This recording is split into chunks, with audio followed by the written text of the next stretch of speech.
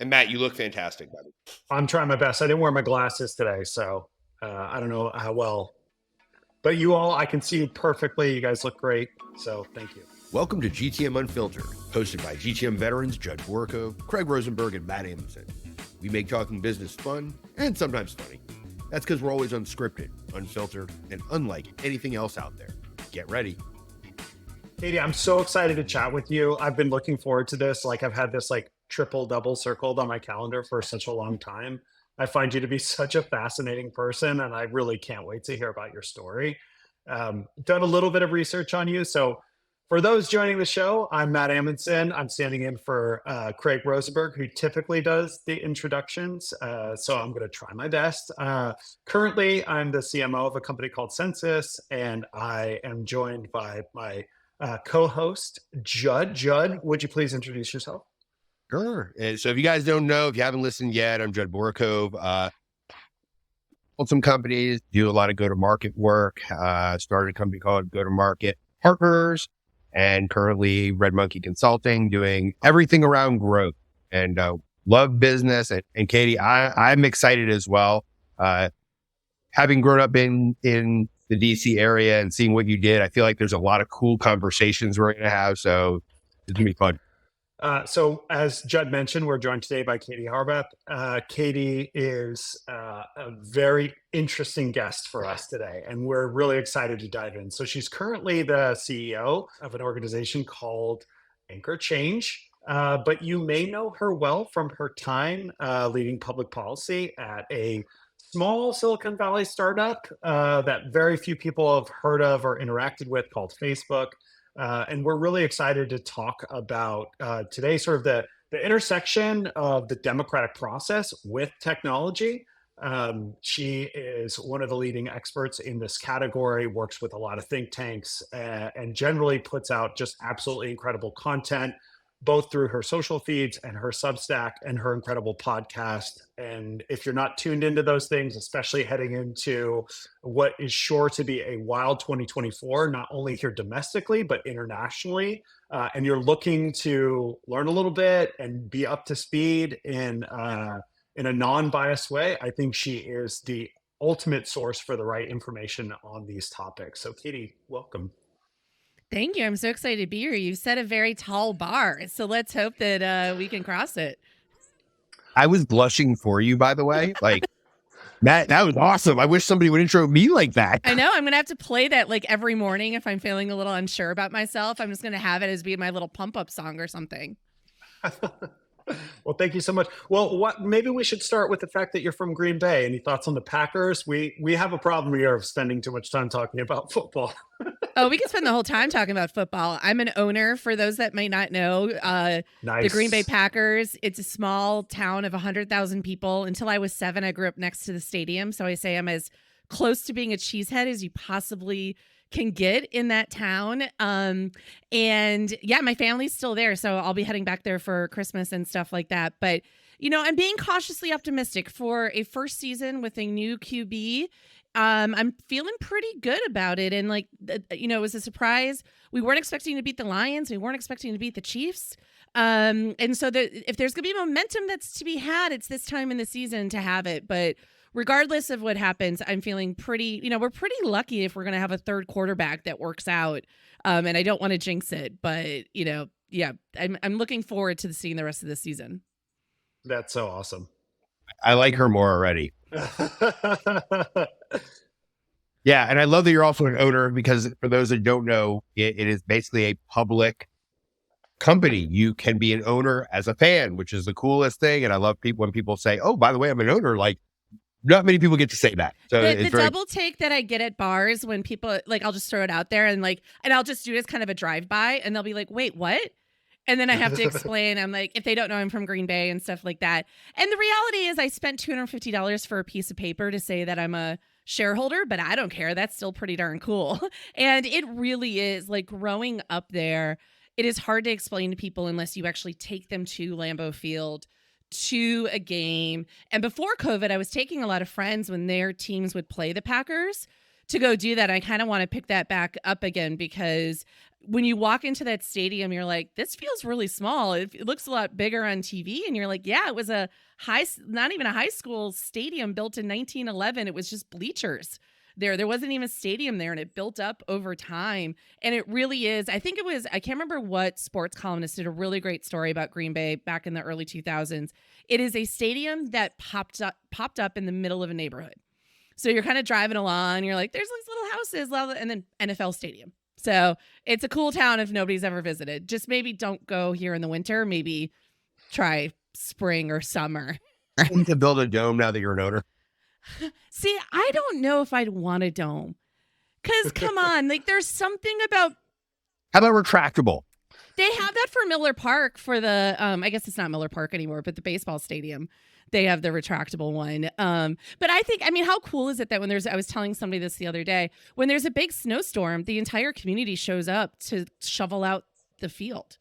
And they pay them, I can't remember how much per hour they pay them to do that. But there's been times where you have a big snowfall Saturday night into Sunday, and come 6 a.m., you've got the entire town there with their shovels ready to go clear it out to make sure they can watch the game.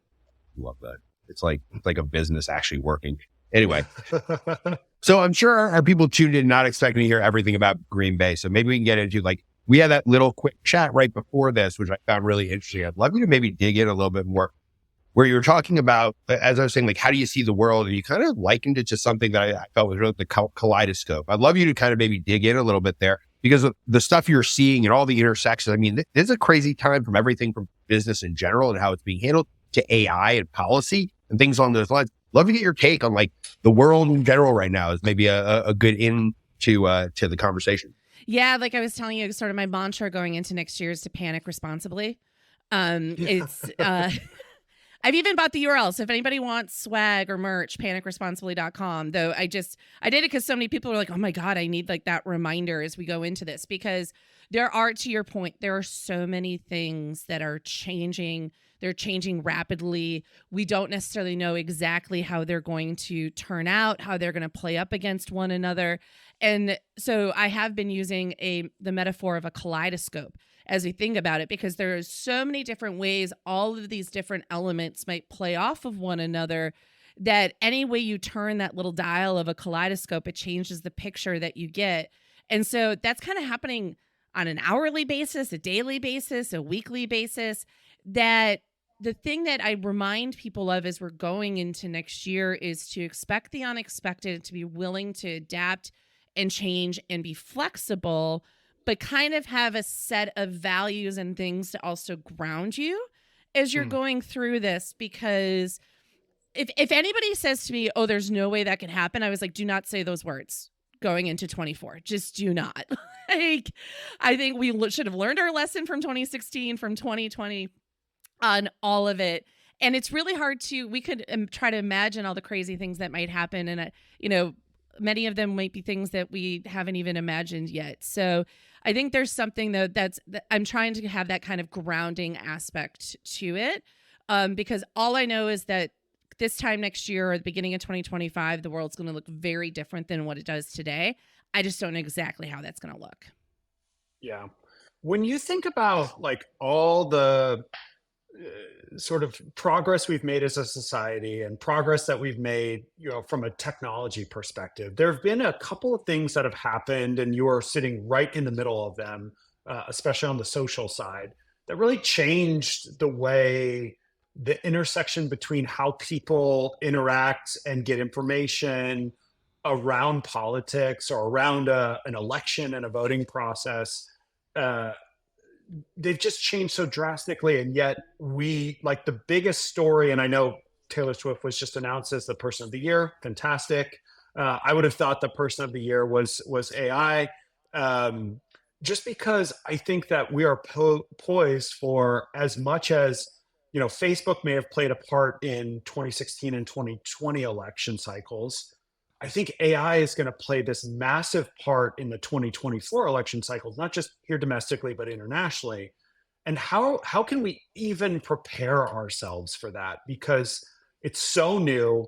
We still have people who are just for the first time thinking about I'll just use ChatGPT to write my term paper. And then there's other people who are saying, I'm going to figure out how I can use AI to have a massive impact on the outcome of an election. So, how are you thinking about that challenge, especially bolstered by the fact that you've been right in the middle of this massive sea change for society through the social network of Facebook, and then now thinking about how does that prepare you for uh, policy and the way you're informing both governments or parties about how they should think about 2024 and AI's potential impact on that. So there's a couple of strings I want to pull there because I am a Swiftie. Yeah. As well. And so one thing I'll say first and foremost about person of the year or whatever it, what it would have been with AI, Swift we've seen her impact this year on it. While AI has been the hot topic, I don't think we've actually seen its actual impact yet on society. And so if we're doing it by purely impact that you can measure versus what it could be, Swift has the measurable impact right now. AI has the potential for impact is how I would kind of look at that if I were the time editor in chief on that one. Yeah. Travis Kelce play into the impact part? Just check. No, she put him on the map. Didn't you hear? Please don't. Nobody send me nasty things. I knew he was on the map before her. I just think it's a really funny joke to like drive guys up the wall when they say that. I think the whole thing's just really amazing. And anyways, we're not here to talk about Taylor Swift, but we can. But on the AI front. So, my job before Facebook. So my career started here in DC in 2003 at the Republican National Committee, running what at that time we called the E-campaign. It wasn't even really official. I was in the comms team. They were like, I was like, hey, I'm 23. And I'm like, here's all this stuff I think we should be doing on the web. And they're like, congratulations, it's yours.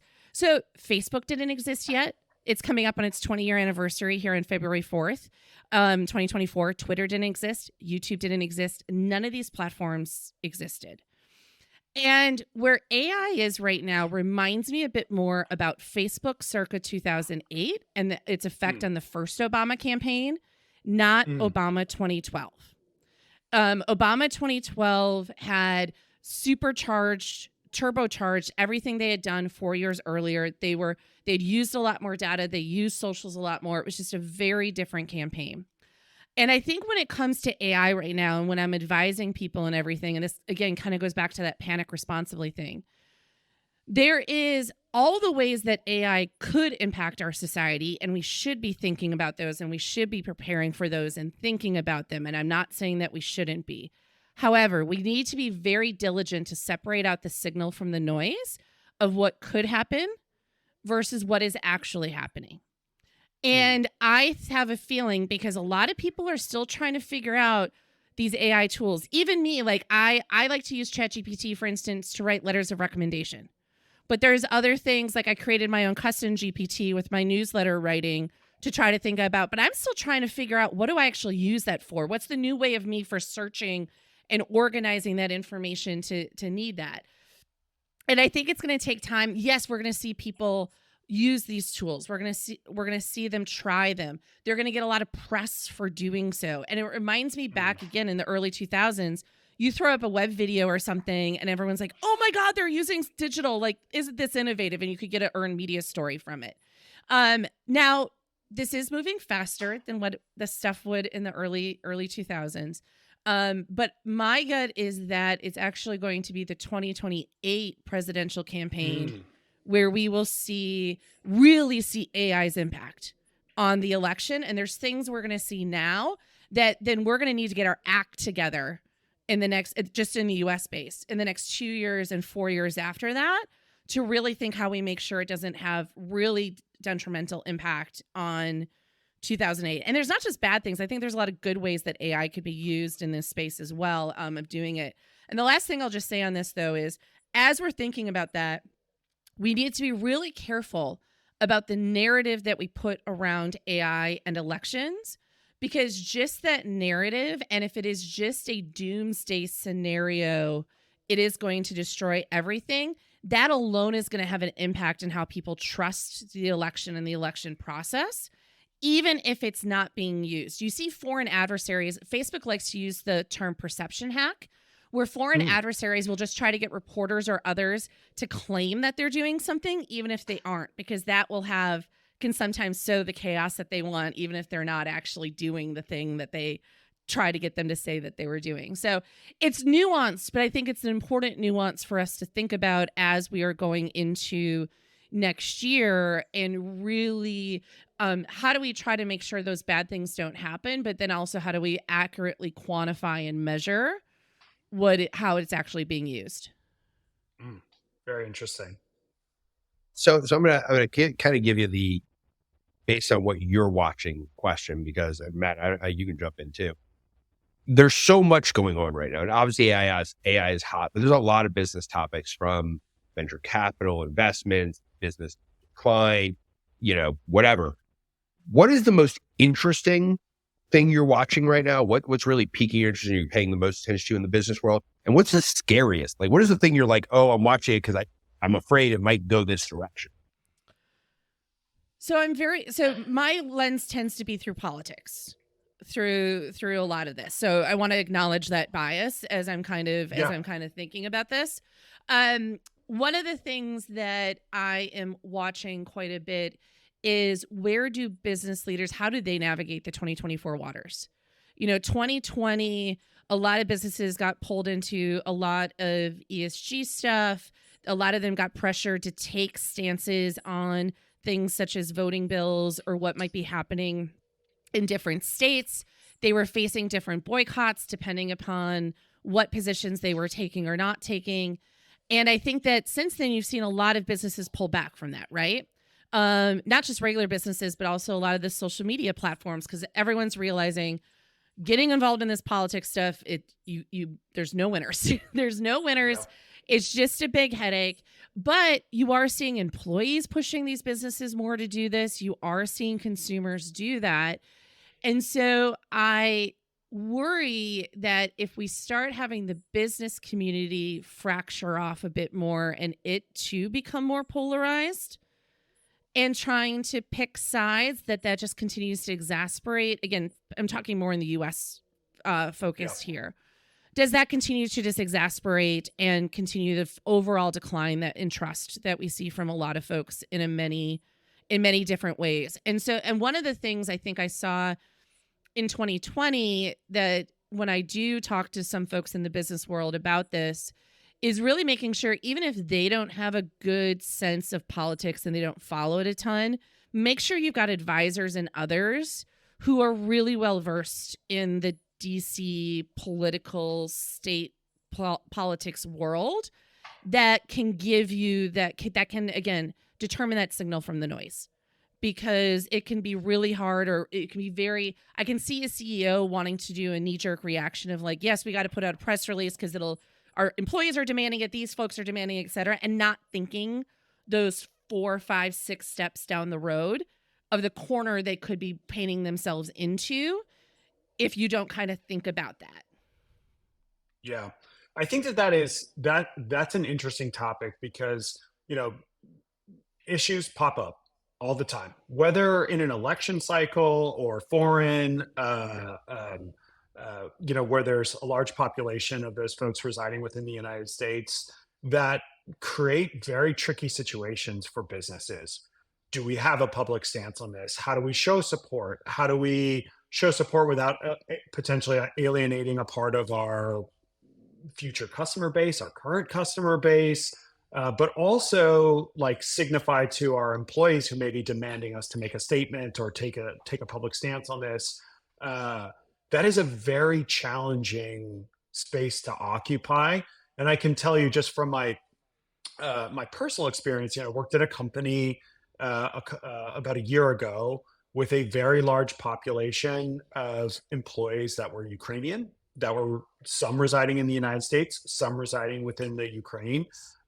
Like literally people who are behind enemy lines who are employees of ours. And the challenge of making those employees feel seen, and also, taking a stance on how we felt about that as a company publicly, was a very, very challenging water to navigate. And so, maybe for smaller businesses, there's not necessarily the right resources or affordable resources to them. But let's back out to some like larger companies. and maybe go to your experience at Facebook, how would you have sort of informed the company there how to think about and how to acknowledge maybe employees who are impacted by something happening foreign, whether that's what's currently happening in Israel or what is happening in Ukraine, with the public perception that such an announcement or statement could make? I mean, you're kind of giving me, I was just thinking about, like, I don't even know where to begin because, like, my time at Facebook, you not only had what was happening inside the company with employees and others and their opinions of what happened, but then it was also external forces who were wanting and getting it from all different sides of what they wanted us to do when it came to content moderation or political ads or stuff like that. Like, every given day, it was sort of like you're taking incoming from every which direction, and that can be really paralyzing for some Yeah. companies Yeah. and leaders, right? And the best you can do is the best of your ability. I think that also, do not wait to think through what you're going to do in these different situations until it happens. Like, actually take the time to kind of think through, just let's use the election again. If Trump wins or Biden wins, or just a Republican wins or a Democrat wins, like, there's different scenarios that you can kind of think about what you might face, what you might do, how you kind of think about that, because you're in just a totally different mindset when you are in the middle of it, because you're also dealing with your own emotions as a person, as a voter, as a citizen, plus trying to weigh all of those as a company. And this is where it kind of goes back to me saying having those values and then having the conversation. The trickiest part, and this is why I call my podcast Impossible Trade-Offs. And I talk about this because the hardest thing is when you have two or three values that you hold the most dear, and now you got to rank those. And the one I always use with when it comes to technology and democracy and like social media and all that is freedom of speech and safety. Yeah. And how you balance those two things. And that's something I've been continue to grapple with a lot, and how you find those balances around thinking about that and what that looks like. And the other thing too is that as you're thinking about, because the risk assessment for every company is going to be different. The choices you have in front of you of whether or not you want to say something publicly or not, or what your employee base might want, et cetera, is all going to look very, very different. And that's why it's hard to give a prescriptive answer, because it's more like, here's the framework to think about that as you're doing it. The thing I would just say though, too, as you are thinking about these things, is make sure that you're not just listening to the loudest voices in the room, because many times, depending upon the issue, there may be people who don't feel comfortable speaking out about where they are because they just don't want to have to deal with the potential pushback that they might get from that. And so making sure that you're really taking the time and have a way to really be thinking about that, and being clear with employees about the business trade-offs, or what those trade-offs are that you're making. I found that sometimes I was making these decisions. Sometimes I was agreeing with them that the company would do. And a lot of times I was just like, I know, let me be transparent about my thinking. They may not agree with me, but at least I'm being transparent about the thought process behind it and what I was weighing and what I wasn't weighing. And frankly, at the end of the day, this is something I always have to remind the people that it worked for me and others too. Sometimes if those values don't match and that means you can't work there anymore, that's a decision you as an employee have to make. And sometimes that's going to become incompatible, but everybody's got to make the choices that are best for them, and you're just not going to please everyone. You're not. Yeah. So you got to take the next best step forward that you can. And on that train of thought, obviously handling polarization internally is hard. Handling it in the media is hard. But then when you think of corporate, right, you have internal employees, external customers, plus government, plus the rest shareholders. Of shareholders, investors, and more. With the move towards more of a global environment, even in startup now, right? Like we're seeing people will outsource dev, they'll outsource different things. They'll have employees in multiple countries, multiple states, multiple areas. Obviously now we have a deeper polarization going on because let's say if you were in Ukraine versus you were an employee in America, you may have a different take because of what you're Have you ever dealt with, or how would you think about handling these internal policies? And is there differentiation by location? Is that something you can look at? Or do you kind of hold to, this is who we are in a whole, and that's just it? Sorry, guys, because obviously those types of decisions can actually have a major impact on your business strategy. Mm-hmm. Yeah, I mean, there's, I would highly recommend, first and foremost, if anybody's working in a global context, there's a great book called The Culture Map that talks through, I don't know if you all have ever read that or anything. I think it's a couple years, maybe it's by Aaron Mead, I believe. I'm looking at it right now on my, oh no, it's Aaron somebody that, that other Aaron is somebody I work with at another organization. But anyways, The Culture Map. It talks about how different cultures and people from different backgrounds work together and process information and like hierarchy structures and everything like that. And I think that that's really helpful to have if you're going into, I really wish I would have had it when I first started working globally at Facebook, because it would have really helped me to understand where different folks were coming from as we were having some of these difficult conversations and issues that I ended up learning on the job as part of that. I think that there's a lot more art to this than science. So again, it's very hard to be prescriptive on this. From a social media perspective, for our external policies, these platforms very much oftentimes want to have global standards, but then they do end up becoming more local and local instances of what you want. Nudity is a great, easy example. You know, places like the Middle East, not cool with it. Places like Brazil or other places, much more, very different culture on it. And so you kind of have to think through different options of how you weigh that.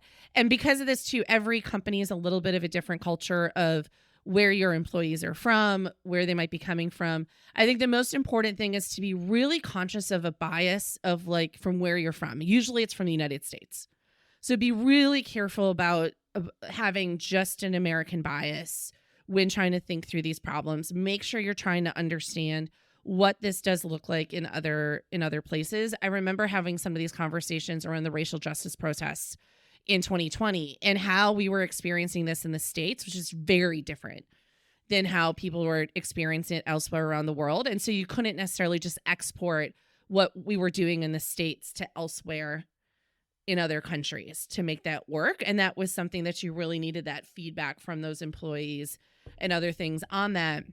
I think about this example too of there's a lot of conversation about social media companies in India and employees being very concerned that the government might show up at your front door and or you might be arrested in some of these places. And that is a privilege that we don't, if you're in America and you haven't ever lived in any of those places, you don't even think about that. Like it doesn't even occur to you as part of all that. So forgive me for kind of going on a couple of tangents there, but I think as part of all of that is really understanding who we'll just talk about your employee base at the moment, but also making sure you're consciously understanding all the places around the globe that you are, what markets you're entering, which vendors you're working with, which governments you might run up against, and make sure that you are prepared or at least understand the risks that can come with doing that.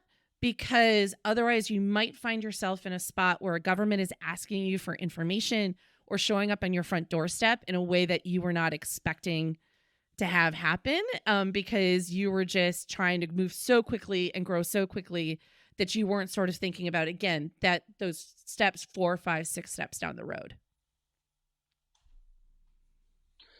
It's interesting. I was just reading your recent post on your Substack, which was really like you'd gone deeply into the concept of like the tightrope of free speech and trust and safety.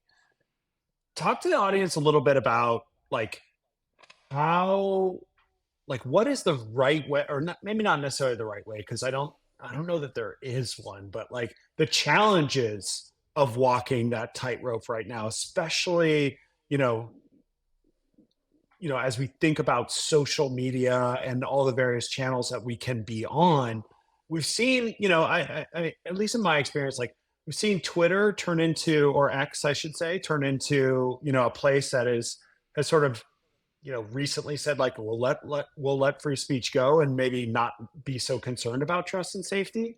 And then it seems like other social media channels have leaned into more moderation, with the effort being there, more trust and safety, or more safety, but maybe coming at the expense of trust. So how are you thinking about this tightrope specifically in social media right now? Yeah, this is something that I think I think about at least daily, if not multiple times daily, as part of it. And it's actually been a thread throughout my career from college. Working at the student newspaper, we had an incident at the Badger Herald at UW-Madison, where David Horowitz ran an ad that we ended up getting protested by and stuff like that.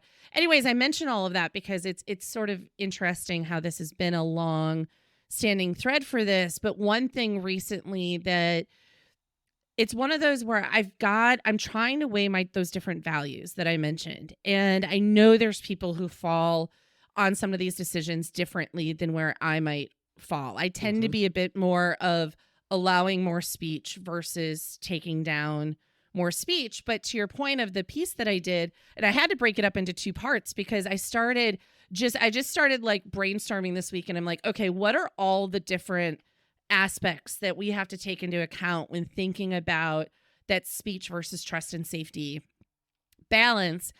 And I ended up with 30. And then I was like, oh my, and then I whittled it down to 20. And then I was writing the newsletter. I'm like, I got to break this up into 10 and 10 because otherwise it's going to be way too much for people. And it's one of those things, and this happens a lot in this space, is that when if you don't follow it a lot of people want this to be black and white. They want it to be very simple. A simple answer. They think that it's, a lot of people have that first reaction of like, well, why in the world would the Facebook or YouTube make that decision? Like, right. What idiots? Like, of course you're going to do this one. And that's, again, why I called my podcast Impossible Trade-offs, because I'm like, all right, let's unpack this a little bit, right? So first, there's what the policy is of the company versus how well they can execute on it. There's the question of, is it okay for somebody to say something, but how much do you amplify it? How do you treat things for people under 18, under 13 versus those over that are adults? How do you think about paid content versus content people are putting up for free? What about what politicians do on the platform? Is there a newsworthiness factor to what they're doing versus what a normal user might be? And in our ideal world, we might want everyone to be treated equally. But the fact of the matter is political speech has been given extra protections here in the United States around the First Amendment. And so one of the things I try to do a lot is there's an ideal world that people have in their head, and then there's also reality of where we're working. And I'm not saying we always just need to be in the reality part, but I try to bring a more pragmatic, nuanced approach to these, because I worry that if we only stick in the idealism world, you don't actually impact the real world. And what is happening as part of all of this. And I think that at least here in the United States, there's three, to add to that kaleidoscope of issues that we're facing next year. The Supreme Court has 3 issues in front of it that, for any business owner, they should be paying attention to, because there is one about whether or not states like Texas and Florida can dictate to a company like Facebook how they can do content moderation. Well, if the Supreme Court determines that Texas and Florida can do that, what's going to stop states from passing more laws for them to be able to tell corporations what they can or cannot do, what they can or cannot say?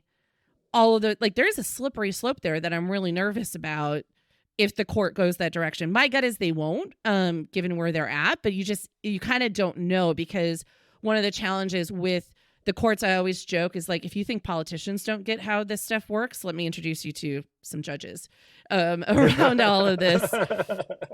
I mean, they're very lovely, very smart people, but just, they themselves admit that they don't know these things really well. And so as we're going into next year, people are going to be, in business leaders and politicians and pundits and everybody is going to get pulled into wanting to have, people are going to want them to have gut reactions. They're going to want them to have hot takes.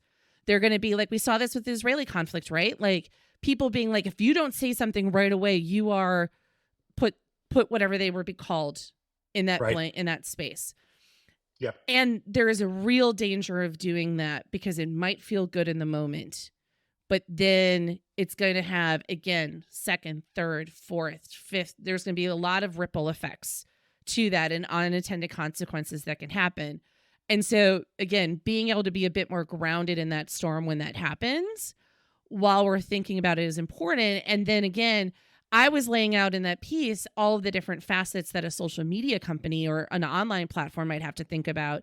Businesses might have their own trade-offs that they need to think about as part of all of this. And that kind of goes back to my thing about think about this before the crisis happens so that you kind of can go through some of these and be like, having been thought about, okay, if I have to, pick somewhere on the spectrum between these two, I'm going to, I might lean this way.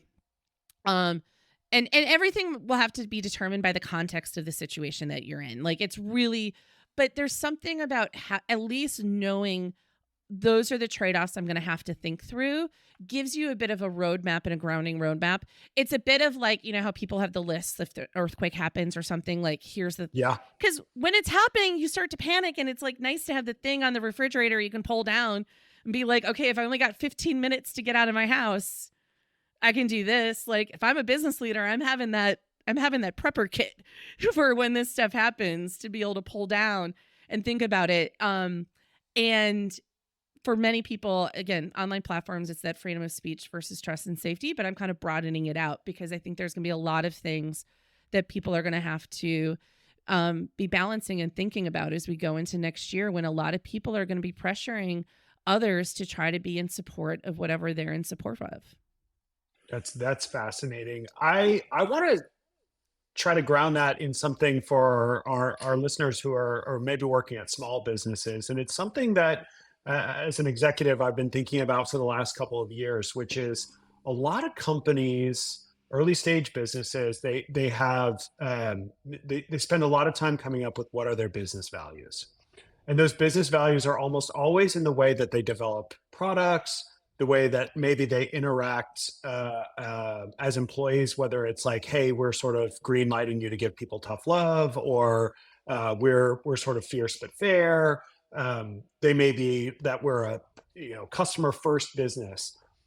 As companies are thinking about their business values, would you recommend they think about adopting values there that can prepare them for moments like this? Where it's, hey, there's a conflict. And as we know in the United States, many of our entrepreneurs are, not born in the United States. They come from other parts of the world. And there are many people who are leaders of companies who are being directly impacted by things that are happening globally. And I feel for the pressure that they might be under as an organizational leader to say, gosh, I'd sure love to say something, but I also don't want to alienate my employees or my potential customers, my investors, whomever. That sort of enables them to say, hey, we've thought about this. This is our value. This is what we care about as a company. But it's less about how they ship product or how they interact with customers, but it's how they might interact with the public world. I'd say a couple of things there. One, it's still important to think through the values first. You don't want the values to be dictated and driven by the crisis. So you want to have the values first. And then you do, in the online world, we call them threat ideation exercises or red teaming. You may have heard that with the AI stuff and all of that. But once you have those initial set of values, then you do that red teaming of what those crisis scenarios might be to stress test. Are these values really holding up for me in that stress test? Are there gaps in the values that I have around all of that? And I think that that's something that's not just a once a year, like a one-time deal. Like that's got to be almost like a once or twice a year type of thing that you kind of revisit with all of that and thinking about it. The third thing though, and I think that this is where most people are going to want to like pull their hair out and stuff is though, you're also going to have to be flexible to the situation. And not always be so rigid that you're like, well, our values say this. So like one of those things I had in my piece was about spirit of the policy versus letter of the policy. So there are times like you cannot write up a policy for every weird thing that people are going to come up with on the internet. And the one I always use is that old Tide Pods challenge when people are eating Tide Pods. It's not specifically in the rules that you can't film yourself eating Tide Pods. But obviously our policies are meant to cover don't eat Tide Pods. So that's kind of a spirit of the policy type of thing. Whereas if you're going with the letter of the one, and I do think sometimes business leaders fall into a trap of being like, too much of being like, okay, we have the playbook. We're following the playbook. We're sticking to our guns about this. And there are times where that's right. There's times where you might need to be a bit more flexible, and you honest to God can only know in the moment, and make sure you've got good advisors around you and how to be thinking about that around what that might be, because it may be right to stick to what you're saying. You may need to adapt it a little bit, and you need to build that muscle of having that bit of flexibility and kind of, again, thinking about the precedent you might be setting and other things like that as you're going into any of those types of situations. So I want to do a bit of a hot take. Oh, here we go. I want you to jump into. So everybody is seeing this, with venture capital, PE, investment, the rising rate of capital. We're watching certain models that have been in existence for a long time fail. What is the hot take right now on like, how imperative is this for us to focus on what's going on, how we're taking capital, how we're building our business? I think everybody is pretty good at being able to speak to that part. In reference to this kind of economic environment and the changes we know will come, because obviously the economy is pretty cyclical. We know it will go back to a certain state. We know it'll go back to the other side at some point. How do you think about what's currently going on? Is there a big problem with the way that, let's say, venture capital has been allowed to work and manage and do things? Are we in for a big change? How has it affected you? I'd love both of you guys to weigh in, because I think this is one that I'm hearing a lot. I'm seeing people start to get a little bit concerned. They saw some, we've recently seen one of the big players, OpenView, shut their doors. Yep. And the way that they're looking at the world. And I'm sure more are coming. So I'd love kind of the take on, like, from the policy perspective, from the business perspective, like, how are you viewing this? And is this like a big issue we need to really be paying attention to? Yeah, I mean, I also don't know if you saw Twitch, I think, announced yesterday they're pulling out of Korea because they can't, because of the economics and like being able to afford it and stuff like that. I think that, so you all know more on the business side than I do, but what I will say is that next year is just a year unlike anything we've ever seen or will see. It's the first time ever. So we've been talking about all this global stuff, but like from an election standpoint, it's the first time ever that in the same year as a U.S. presidential election, you've got elections in India, Indonesia, Taiwan, maybe Ukraine, Mexico, the United Kingdom, the European Parliament. There's 83 national level elections across 78 countries that I'm tracking. The Economist says that 4.2 billion people are going to be affected by elections next year. That is a huge geopolitical moment. That's a lot of countries in the G7, in the G20, in BRICS. It could really change how trade agreements are done, how all of business is run, and what that looks like, let alone then from the tech companies and everyone else trying many different surface areas for trying to protect the integrity of elections online. And so, again, you all should add your business acumen on top of this, but I think that there is let's recognize next year for the chaotic year that it might be. How do you prepare for that and think about that? And how do you set your business up for success to weather that? And then be thinking about how you come out of that as we go into 2025, where you are going to continue to see a rapid rise of AI. Like, just expect more change and be thinking about that.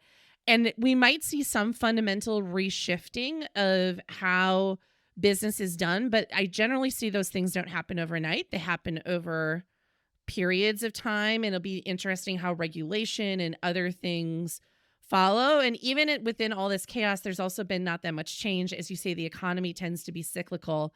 So that's kind of one of the things I'm kind of looking at too, is like even past history of how people have weathered times like the 60s and stuff like that, and kept moving forward. Yeah, I think I'm looking at it and I'm saying, hey, we went through a period of really unprecedented growth in the midst of the pandemic, and there were winners, and then there lately have been a lot of losers. And there's been, large institutions that have lost. And generally speaking, you feel like, hey, the bottom starts to drop out. Who are the people that are most impacted? It's small to mid-sized businesses. Larger corporations have the ability to shed some of their staff and see their stock prices rise, and that's certainly been the MO. I mean, we saw that with Spotify this week. This is a company that's experienced 130% growth year on year, and they still laid off 1,500 employees. And what did it do? Shot their stock price up 13% in a single day. But somebody's got to pay the price for some of this stuff, and we saw it last year with Silicon Valley Bank. And I think we saw it this week with OpenView, who is a venture capital firm that I personally never worked with or worked for a portfolio company of theirs. But there were people that were extraordinarily aggressive with their capital, and mistakes were made. And we see all of the mistakes that small businesses or mid-sized tech companies made, but there inevitably were going to be larger organizations that felt the hammer of that as well, and we're starting to see it. Will there be more venture capital firms that wind down? I think that there probably will be. Are there? I feel very personally lucky to work with some of the best, who have very diversified portfolios and are well set up. But we're also starting to see like big gigantic rounds go out again. Right. As long as you are building a product that is, sort of centered around AI, you can go out and get a big check again. So it'll be interesting to see how that all plays out. I think it's my personal belief is, and like, I don't want to make things too political, but like there are a lot of people in places that deploy lots of capital or receive lots of capital that would love to see a change in Washington, D.C. And I assume that that's true in other parts of the world as well. People feel like clearly things aren't working right now. And what is the optimal way for most people for things to change is to see a big change at the absolute top, not the top in venture capital or the top in PE, but the top in government. And so I think that there are, in just anecdotal conversations that I have with peers and associates around here in Silicon Valley, there's a lot of people that would like to see a different person sitting at 1600 Pennsylvania, and they believe that will have a massive impact on the economy. And I'm not, I don't want to talk about like who I'd like to see in there or not like to see in there, but like it's hard for me to believe that if there was a change there, that we wouldn't see a change in our economy in the not too distant future. I mean, that's a pretty political cyclical thing, right? That a lot of people do want that, all that. I'm curious, do you think that there's an AI bubble building that could pop? Definitely. Yeah. We haven't even scratched the use cases of it yet. It's right. It's so hyper focused that it's inevitable. And everybody has already run to it like they run to most things that are new and hot. We have to have it here. We have to use it here. We have to do it this way. We're like 4-year-olds at a soccer game. Right? Of like running towards these things. And that's what I was kind of saying earlier when you were asking about the AI question. Like, in all honesty, when I look at it again through the elections context, to me, it is an accelerant of problems we've already been dealing with on many of these things. It's not...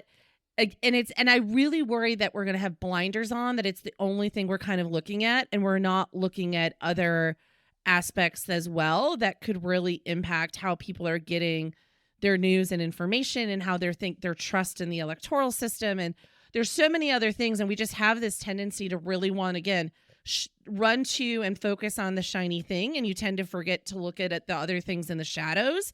That's what ends up, like, one of the things I have anxiety about is we're going to wake up the day after the election in 2024 and feel like we did the day after the election in 2016, where we're like, how in the world did this happen?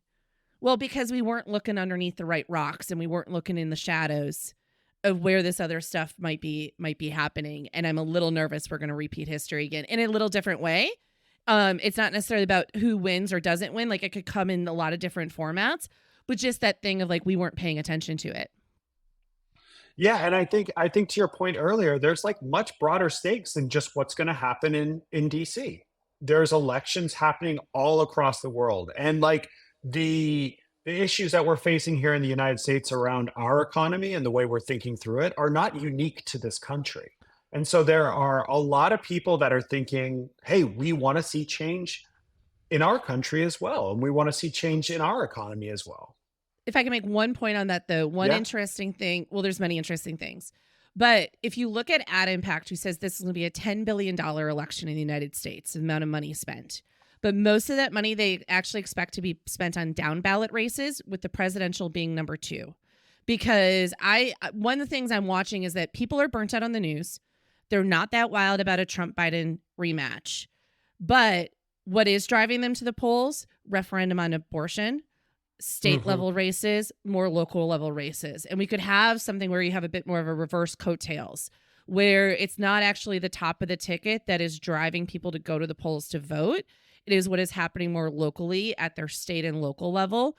And that will impact the top of the ticket, but it's rather than it being the top of the ticket dragging everybody else, it's the other way around of how we're sort of thinking about that. And so change, like, again, from a business perspective, if you're trying to forecast this, don't just be looking at DC. Yes, definitely be looking elsewhere around the world, but also be looking at home, every place you have an office, any place you have employees, any place you have a storefront, whatever your business is, because what is happening at that level, you could also get sucked into as well. Wow.